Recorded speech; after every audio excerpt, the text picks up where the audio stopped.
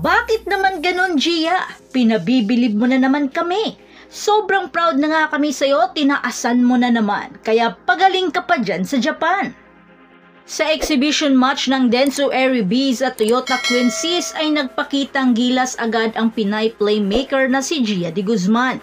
Hindi man siya ang starting setter ay pinabilib pa rin ito ang mga Hapon sa kanyang mga G-amazing set na nagbigay ng malakas na koneksyon sa kanilang outside hitter na si Haruna Yamashita. Makikita sa video kung paano lituhin ni Gia ang mga blockers ng Toyota na nagbigay ng malaking kumpiyansa kay Haruna. May mga combination play pa nga si Gia at kanyang mga kneeling set na nagbigay puntos sa kanyang mga kupunan.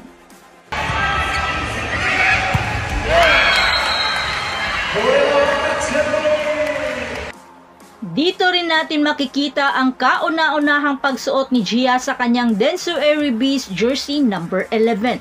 Siguro napili niya ang number 11 dahil ito ang oras kung saan naganap ang pag-propose ni Miguel at exactly 11:11 AM. At ang petsa ng kanilang kasal ay noong November 11. Talagang getting stronger ang Gia-gel kahit sa Japan. Balik tayo sa exhibition match kung saan 2 set lang umabot ang bakbakan at may parehong panalo na tig-iisang set ang Dentsu at Toyota sa score na 25-22 at 21-25. So, sobrang dikit lang. Napakasaya nga ng mga Filipino fans dahil hindi maramot sa mga ganap ang kanilang club team. Kaya makikita nating masaya at komportable na si Gia sa kanyang mga Japanese teammates. Habang nagkaroon rin ng friendly match ang bagong kupunan ni Jaja Santiago na JT Marvelous kontra sa Pink Spider ng Korea na pinamumunuan ng legendaring si Kim Yeon-kong. 별을 꼭 하나 더 무겁게 달고. 파이팅!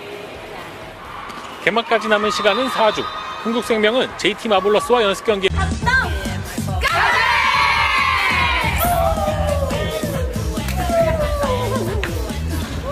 사똥, 간마레!